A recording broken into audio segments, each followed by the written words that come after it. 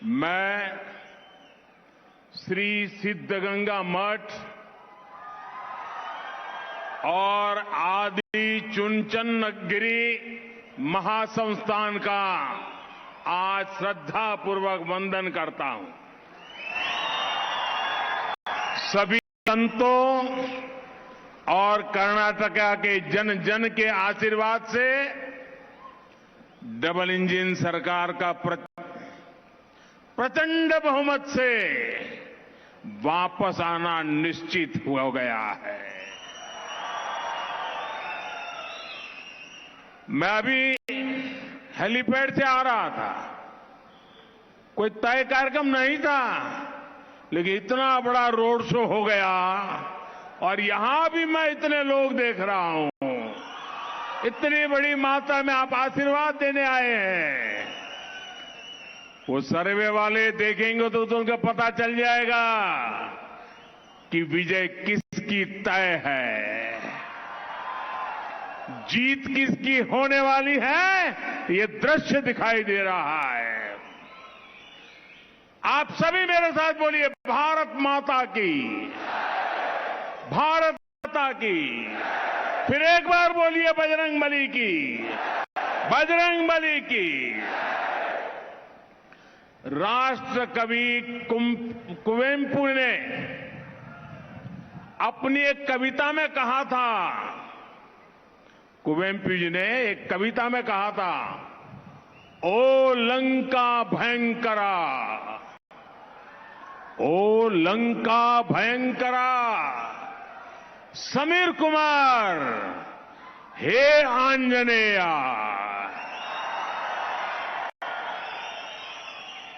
जिस धरती पर राष्ट्र कवि कुवेंपु जी ने ये पंक्तियां लिखी है, वहां अब कांग्रेस को जय बजरंगबली बोलने पर भी आपत्ति होने लगी है। कांग्रेस तुष्टीकरण की गुलाम हो चुकी है। कांग्रेस अपनी वोट बैंक पॉलिटिक्स की गुलाम हो चुकी है।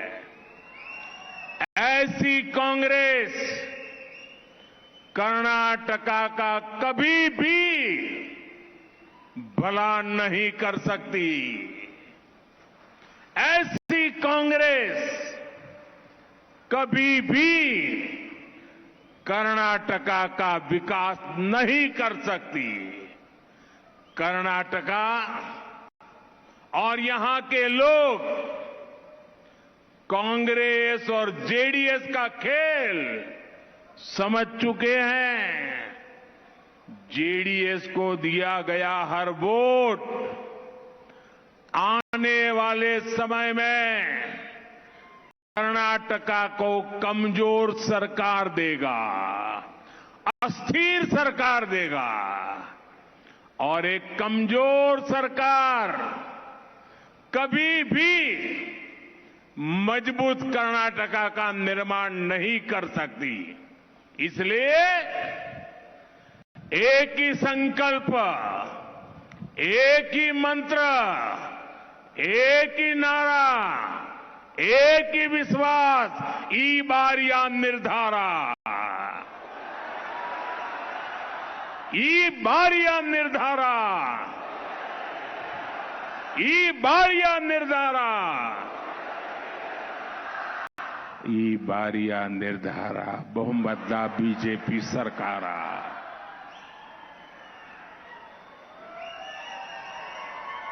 ಬಂಧುಗಳೇ, ಕನ್ನಡಕ್ಕೆ ಅನುವಾದ ಮಾಡುವಂತ ಅವಶ್ಯಕತೆ ಇದ್ರೆ ಬೇಡ, नहीं चाहिए। तो आप सबका हुक्म है, हिंदी में बोलो। सब पीछे वालों का भी हुक्म है, आपका भी हुक्म है, आपका भी हुक्म है। आप मेरे मालिक हैं, आप जो कहेंगे वही करूंगा। बंधु भगिनियरे, ये मेरा सौभाग्य रहा कि मुझे अनेक बार इस पवित्र धरती पर आकर के पूज्य शिव कुमारा स्वामी जी का सानिध्य मिला। उन्होंने अन्ना, अक्षरा और आश्रय त्रिविधा दासोहा वो रास्ता दिखाया है। कर्नाटका बीजेपी ने भी इसी से प्रेरणा लेकर अन्ना, अक्षरा, आरोग्य, आदाय, अभय और अभिवृद्धि का संकल्प लिया है। इस संकल्प पत्र की पूरे कर्नाटका में सब दूर, गांव हो, गरीब हो, मजदूर हो, किसान हो, शहरी हो, स्टार्टअप वाला हो, स्किल वाला हो, हर कोई बहुत प्रशंसा कर रहा है। मुझे कुछ दिन पहले ही तुमकुरू में विकास के अनेक प्रोजेक्ट्स का शिलान्यास और उद्घाटन करने का अवसर मिला था। बीजेपी का ये संकल्प पत्र उसी भावना को विस्तार दे रहा है। बंधु भगिनीरे, पिछले 9 वर्षों में गांव और गरीब के लिए, किसान और नौजवान के लिए जितना काम हुआ है उतना पिछले 7 दशकों में नहीं हुआ है, 70 साल में नहीं हुआ है। कांग्रेस, जेडीएस का ट्रैक रिकॉर्ड है कि उनके शासन में सबसे ज्यादा लूट गांव के हक के पैसे की होती है, लेकिन जब भाजपा सरकार में होती है तो गांव और गरीब तेज गति से आगे बढ़ता है। हमने ग्रामीण अर्थव्यवस्था को मजबूत किया है ताकि सामान्य मानवी की आर्थिक ताकत बढ़े, उसका परचेजिंग पावर बढ़े, उसकी क्वालिटी ऑफ लाइफ में सुधार हो, ईज ऑफ लिविंग, उसके जीवन में एक आनंद की अनुभूति हो। बंधु भगिनीरे, खेती के खर्चों में मदद के लिए हमने पीएम किसान सम्मान योजना के माध्यम से 2.5 लाख करोड़ रुपए सीधे, आंकड़ा याद रखना, 2.5 लाख करोड़ रुपए सीधे किसानों के खाते में भेजे। कितने 2.5 लाख करोड़, कितने 2.5 लाख करोड़। और दिल्ली से 1 रुपया निकला ना तो 100 के 100 पैसे किसान के खाते में गए, बीच में कोई पंजा उसको लूट नहीं सकता है।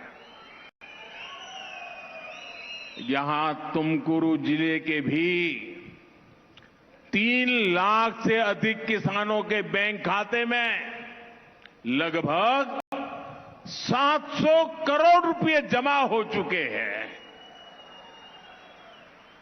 बीजेपी सरकार के प्रयासों से आज देश की 9 करोड़ महिलाएं सेल्फ हेल्प ग्रुप से जुड़ गई है। इन्हें हमारी सरकार ने बिना बैंक गारंटी 20 लाख रुपए तक की मदद सुनिश्चित की है। 20 लाख। आज देश भर के गांवों में फल, सब्जियां और अनाज को बचाने के लिए बड़ी संख्या में स्टोरेज की सुविधा तैयार की जा रही है। एफपीओज को मदद करके सरकार किसानों को व्यापार और प्रगति के अवसर भी दे रही है। इससे किसान के हाथ में पूंजी आई है, की आमदनी बढ़ी है, इनकम बढ़ी है।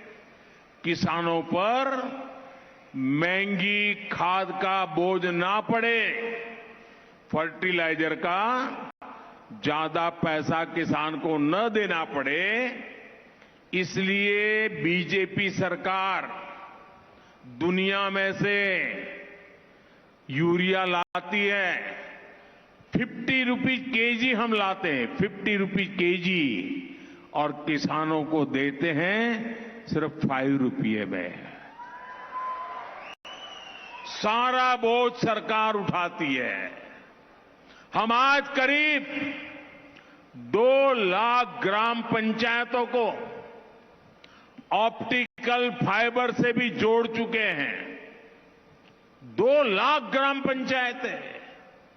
हमारी सरकार ने पिछले 9 वर्षों में गरीबों के लिए करीब करीब 4 करोड़ पक्के घर बनवाए हैं।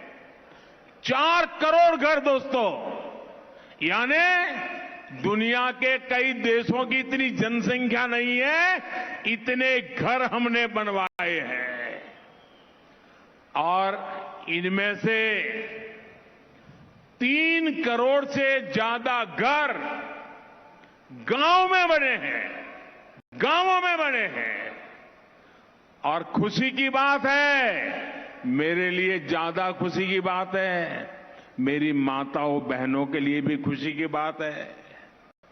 इसमें भी ये जो 3 करोड़ से ज्यादा गांव के घर, 1 करोड़ के ज्यादा शहरों के घर, उनका भी ज्यादातर मालिकाना हक महिलाओं को दिया गया है। हमारे यहां स्वभाव है, घर होगा पुरुष के नाम, गाड़ी होगी पुरुष के नाम, खेत होगा पुरुष के नाम, ऑफिस होगा पुरुष के नाम, दुकान होगा पुरुष के नाम, और अगर पति नहीं है तो बेटे के नाम, मां के नाम, महिला के नाम कुछ नहीं होता है। सही है ना? ये मोदी है जिसने बदल दिया।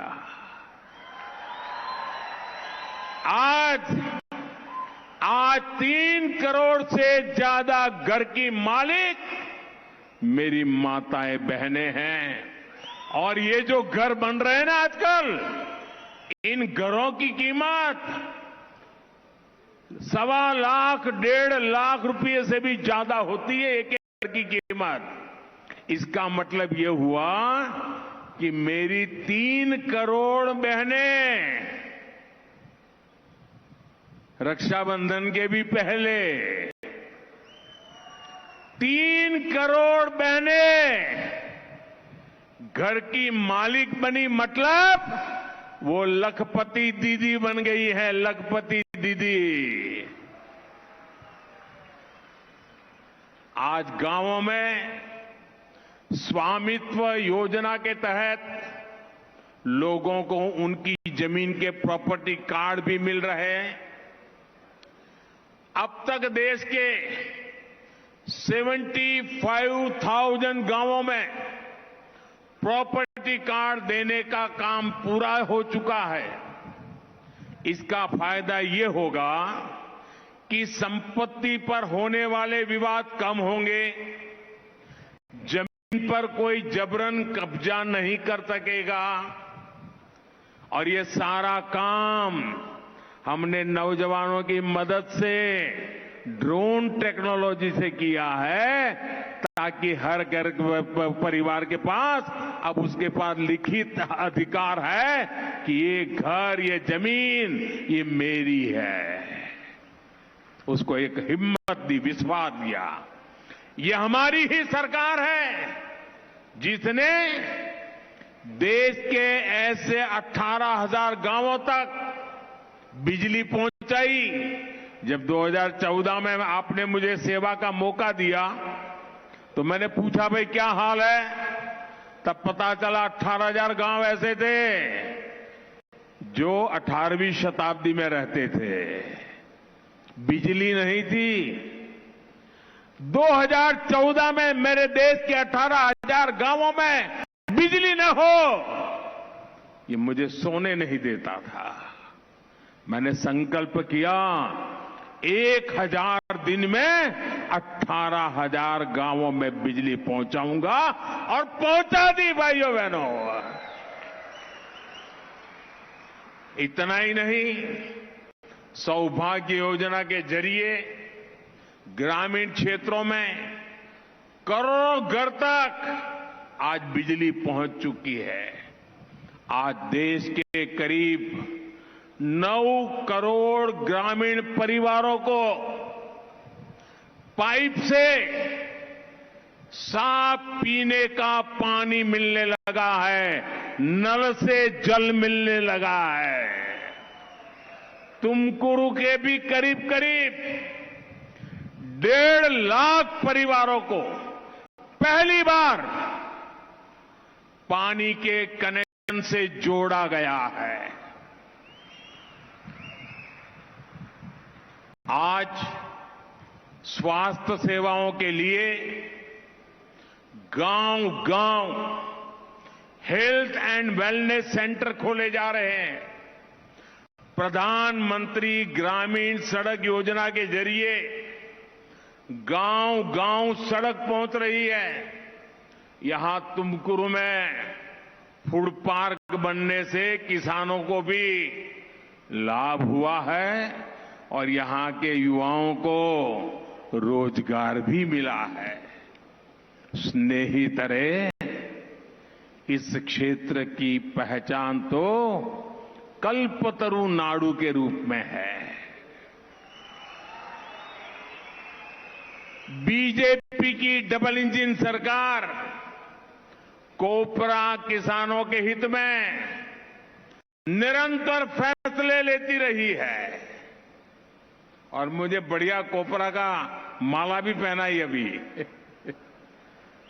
इस सीजन के लिए हमने कोपरा के एमएसपी में फिर से वृद्धि की है।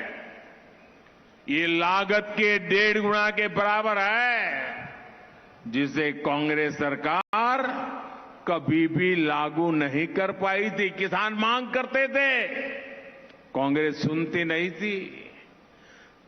कांग्रेस जेडीएस सरकार ने पीने के पानी और सिंचाई दोनों के लिए भी तुमकुरू को बहुत परेशान किया है। ये 3 आहोले प्रोजेक्ट को बीजेपी सरकार ने स्वीकृत किया था, लेकिन जैसे ही कांग्रेस की सरकार आई, ये प्रोजेक्ट लटक गया। जब फिर डबल इंजन सरकार बनी, तब इस पर काम शुरू हुआ। अब ये पूरा होने वाला है। अपर भद्रा प्रोजेक्ट को लेकर भी कांग्रेस जेडीएस सरकारों ने कभी भी गंभीरता नहीं दिखाई। आपकी इस बरसों पुरानी मांग को भी बीजेपी ही पूरा कर रही है। इस वर्ष केंद्रीय बजट में अपर भद्रा प्रोजेक्ट के लिए 5,000 करोड़ रुपए से अधिक का प्रावधान किया गया है। 5,000 करोड़ हर घर, हर खेत, वहां तक पानी पहुंचे, ये डबल इंजन सरकार की प्रतिबद्धता है। सहोदर सहोदरियरे, बीजेपी सरकार के इन प्रयासों के बीच कांग्रेस गांवों के बच्चों की दुश्मन बन गई है। आपको लगेगा मोदी जी क्या कह रहे हैं, मैं सबूत के साथ बताना चाहता हूं। आज कांग्रेस पार्टी की सोच देखिए, वो गांव के बच्चों के दुश्मन बनकर के आज खड़ी हो गई है। आपको पता है, केंद्र की बीजेपी सरकार ने 21वीं सदी की जरूरतों को पूरा करने वाली आधुनिक राष्ट्रीय शिक्षा नीति लागू की, नेशनल एजुकेशन पॉलिसी। देश के महान वैज्ञानिकों में से एक इसरो के पूर्व चेयरमैन के कस्तूरीरंगन जी, उनके नेतृत्व में यह शिक्षा नीति तैयार हुई है।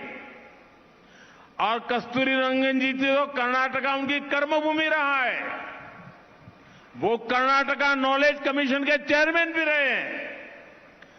कस्तूरीरंगन जी की कमान में हजारों लोगों के परामर्श और देश के करोड़ों लोगों के सुझाव के बाद ये नेशनल एजुकेशन पॉलिसी उसको लागू किया गया है।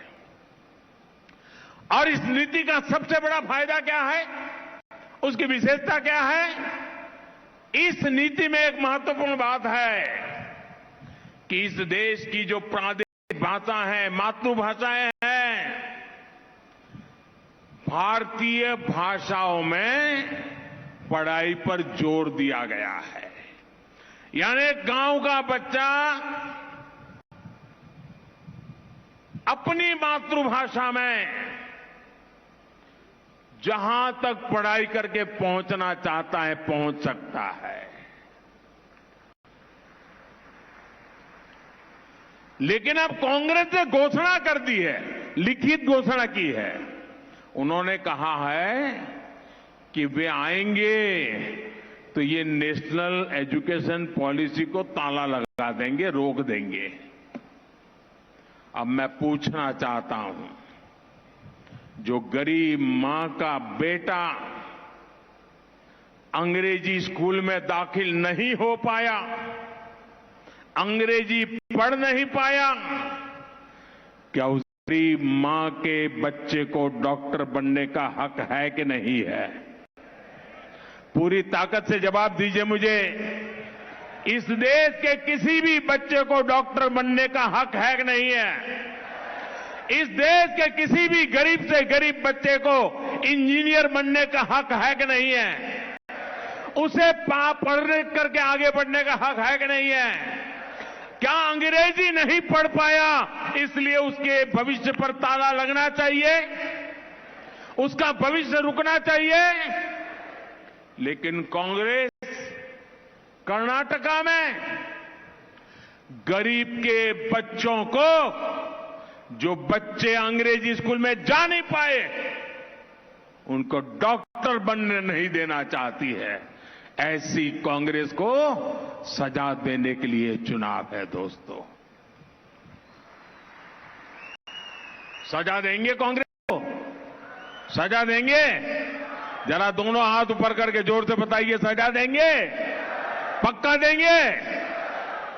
हम गरीब के बच्चों को डॉक्टर बनाना चाहते, इंजीनियर बनाना चाहते हैं, टेक्नोलॉजी की दुनिया का महारथी बनाना चाहते हैं। भाषा के कारण उसकी जिंदगी अटकनी नहीं चाहिए। लेकिन कांग्रेस कह रही है कि यहां टेक्निकल विषयों की पढ़ाई कन्नड़ा में नहीं होगी। हमारे जो बच्चे अंग्रेजी नहीं जानते, क्या वो अच्छा पढ़ने के हकदार नहीं है दोस्तों? हम चाहते हैं कि बच्चों को, अगर कभी कभी होता है कि बच्चा एक जगह पे एडमिशन ले लेता है और वहां जाने के बाद उसको लगता है इसके बजाय वो विषय मेरे लिए ज्यादा अच्छा है, मैं अगर वो पढ़ाई करूंगा तो ज्यादा अच्छी करूं। पहले एक बार आप एक लाइन में घुस गए तो आपको दूसरी ट्रैक पर जाने का हक ही नहीं था। या तो आप आगे बढ़ो या छोड़ के घर चले जाओ। हमने कहा नहीं, आज का नौजवान अपनी समझ से निर्णय करने के लिए तैयार है। अगर आज वो एक विषय पढ़ रहा है लेकिन एक साल के बाद उसको लगता है कि मैं इससे उधर बेहतर कर सकता हूं, और अगर वो विषय बदलना चाहता है, सब्जेक्ट चेंज करना चाहता है, तो बिना उसका वर्ष खराब किए वो अपना सब्जेक्ट चेंज कर सकता है। ये नई एजुकेशन पॉलिसी है।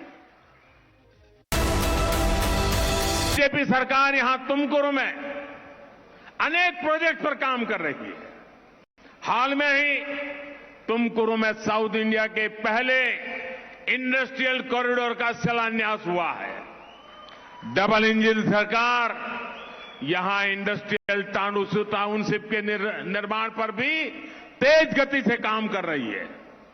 तुमकुरू रायदुर्ग रेल लाइन हो, तुमकुरू चित्रदुर्ग दावणगेरे रेल लाइन हो, इससे यहां विकास में और तेजी आएगी। लेकिन कांग्रेस जेडीएस ऐसे हर प्रोजेक्ट को भी रोकने में लगी हुई है। बिना 85% कमीशन खाए ये कोई काम आगे नहीं बढ़ने देंगे। जब इंफ्रास्ट्रक्चर नहीं बनेगा तो किसान को भी नुकसान होगा और उद्योगों का विस्तार भी नहीं होगा। और ये 85% वाले, जब तक उनका 85% नहीं होगा आगे नहीं बढ़ेंगे। अब आपको मैं याद कराता हूं 85% है क्या भाई? ये मोदी की बात नहीं है। कांग्रेस पार्टी के वरिष्ठ नेता, कांग्रेस पार्टी के प्रधानमंत्री, पूर्व प्रधानमंत्री श्रीमान राजीव गांधी, उन्होंने पब्लिकली सार्वजनिक रूप से कहा था कि मैं दिल्ली से 100 पैसा भेजता हूं तो गांव में गरीब के पास जाते जाते 15 पैसा हो जाता है, 85 पैसे की चोरी हो जाती है। ये खुद राजीव गांधी ने कहा था। और तब तो पंचायत से लेकर पार्लियामेंट तक कांग्रेस ही कांग्रेस थी। उस समय उन्होंने कांग्रेस को सर्टिफिकेट दिया था। 85% कमीशन का सर्टिफिकेट राजीव गांधी ने दिया था। वो 85% कमीशन वाली कांग्रेस आज भी अपनी आदतें छोड़ने को तैयार नहीं है। और इसलिए मेरे भाई बहनों, आपको मेरी एक बात याद रखनी है। जेडीएस का हर कैंडिडेट कांग्रेस का ही कैंडिडेट है।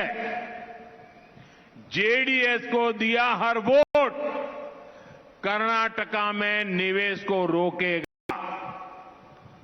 और मुझे बताइए भाइयों, हमारा संकल्प है कर्नाटका को नंबर 1 बनाना, पूरे देश में नंबर 1 बनाना। आप सहमत हैं मेरी बात से? क्या कर्नाटका को नंबर 1 बनाना है? कर्नाटका को नंबर 1 बनाना है? कौन बना सकता है? कौन बना सकता है? कौन बना सकता है? भाइयों बहनों, कर्नाटका को नंबर 1 बनाने के लिए घर घर से एक ही संकल्प चाहिए, ईबारा निर्धारा, ईबारा निर्धारा, ईबारा निर्धारा, बहुमत दा बीजेपी सरकार।